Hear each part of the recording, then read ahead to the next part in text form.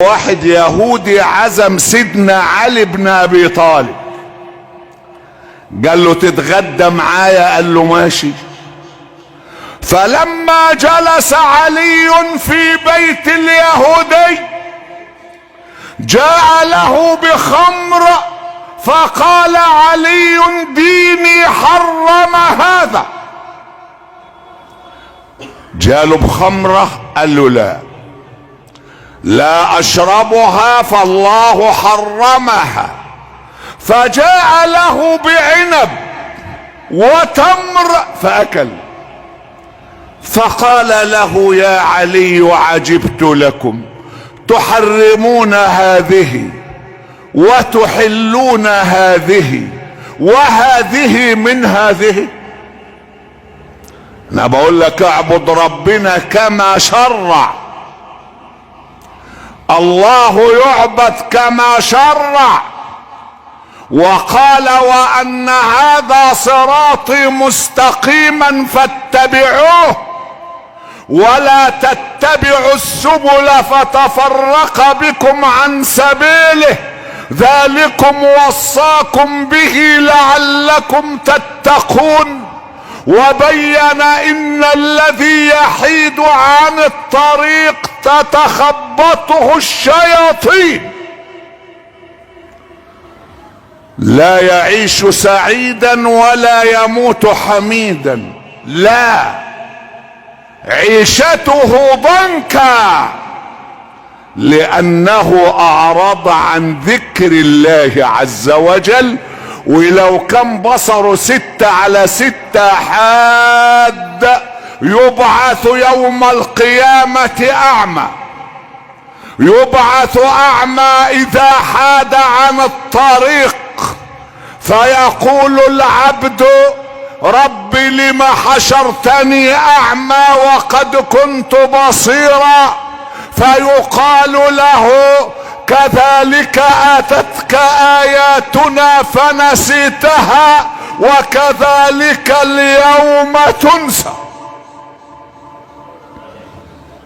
علي يرفض ان يشرب الخمر ويأكل التمر والزبيب والعنب. فقال اليهودي عجبت لكم، تحرمون هذا وتحلون هذا وهذا من هذا. فقال علي له كلمة جعلت اليهودي يقول أشهد أن لا إله إلا الله وأن محمدا رسول الله. أتدرون ماذا قال؟ قال له أعندك زوجة؟ قال نعم. قال وعندك بنت؟ قال نعم. قال ائتني بزوجك وابنتك. فجاء اليهودي بزوجته وابنته فقال له تجامع هذه ام هذه؟ قال لا اجامع ابنتي انما اجامع زوجتي. قال عجبت لك، تحل هذه وتحرم هذه وهذه من هذه. الله ربنا لما يحبك يوفقك حتى للكلام الطيب. اسمعوا، هارون الرشيد كان له ولدان، ولد اسمه الامين والتاني اسمه المأمون، وزوجه زبيدة. ففي يوم جلس مع زوجته فقالت يا امير المؤمنين انت تحب المأمون اكثر من الامين، لماذا؟ اسمعوا توفيق الله، اسمعوا نعم الله، اسمعوا ذكر الله للذاكرين، اسمعوا نعم الله للحامدين، اسمعوا زيادة الله للشاكرين. اسمعوا، الله بذاته للمحبين. لماذا يا امير المؤمنين تحب المأمون اكثر من الامين؟ فقال: سأريك الآن يا زوجتي. نادى على الأمين فقال: يا الأمين ما هذا؟ اهو مسواك اهو. قال له: ما هذا؟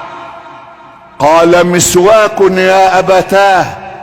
فجاء بحزمة من المساويك وقال له: وما هذا؟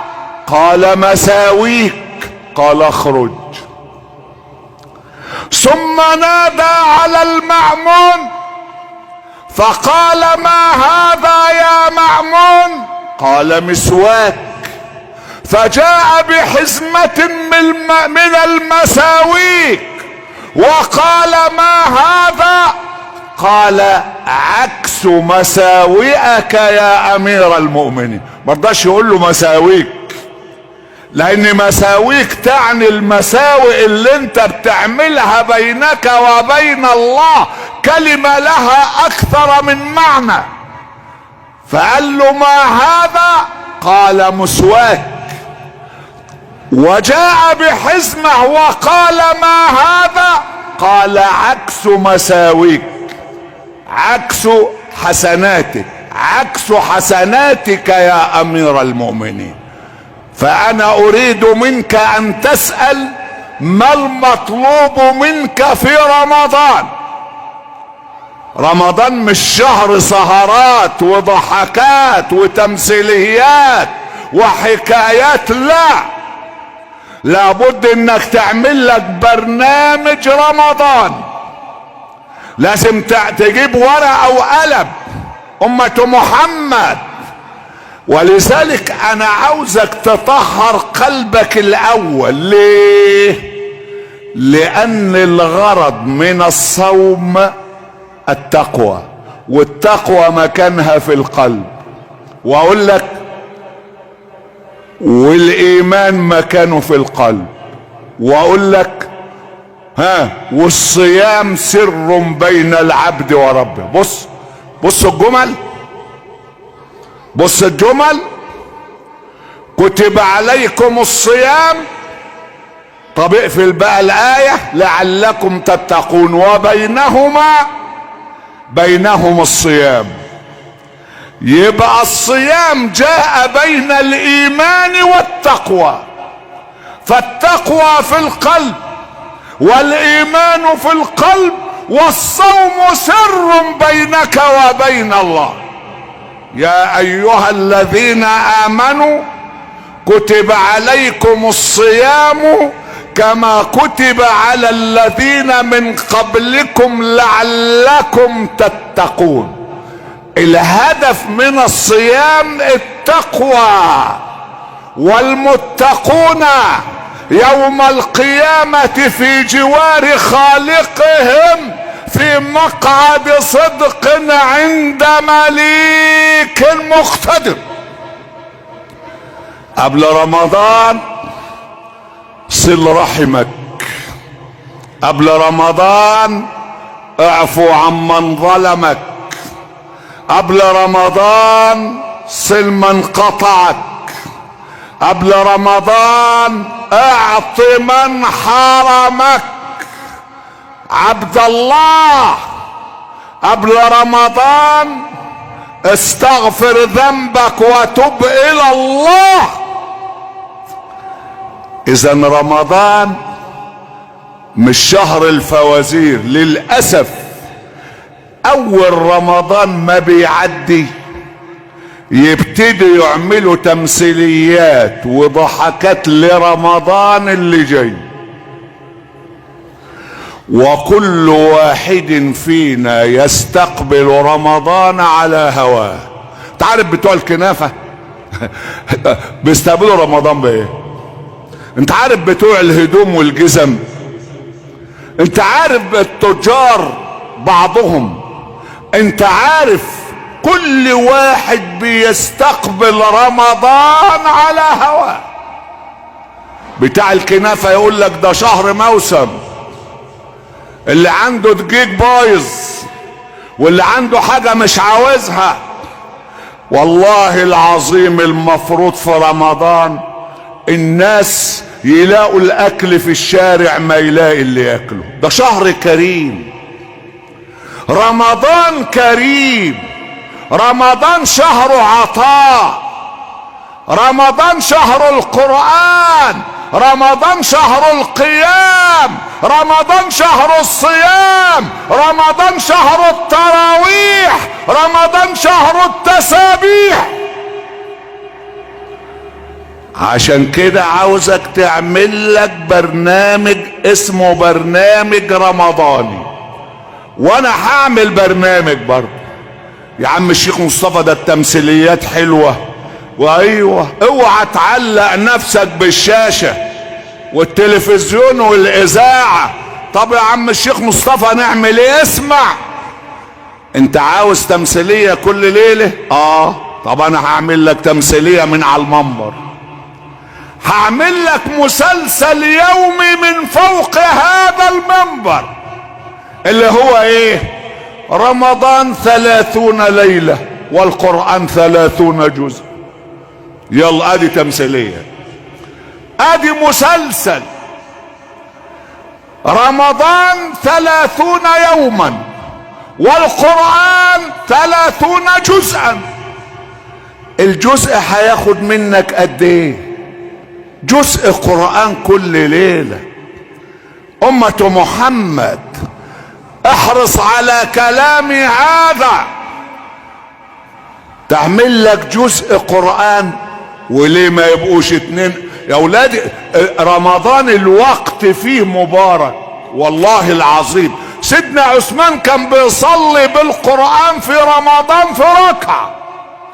القرآن بركة، رمضان شهر مبارك، رمضان شهر طيب، رمضان شهر التراويح والتسابيح، رمضان شهر العطاء، رمضان شهر القرآن.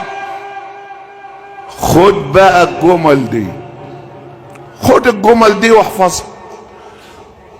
كل شيء له علاقة بالقرآن كرمه الله. الله، اسمع تاني، كل شيء له علاقة بالقرآن الله كرمه. ازاي؟ الاول الملك الذي نزل بالقرآن شكله ايه؟ هل هو ملك عادي؟ الملك الذي اختاره القرآن لينزل به على قلب النبي العدنان جبريل الامين عليه السلام. يا جبريل، سيدنا النبي بيقول له يا جبريل ألك حاجة؟ أنا بك رحمة؟ قال نعم. قال الله لك وما أرسلناك إلا رحمة للعالمين وأنا من العالمين، من عالم الملائكة. قال له بس يا جبريل ده قال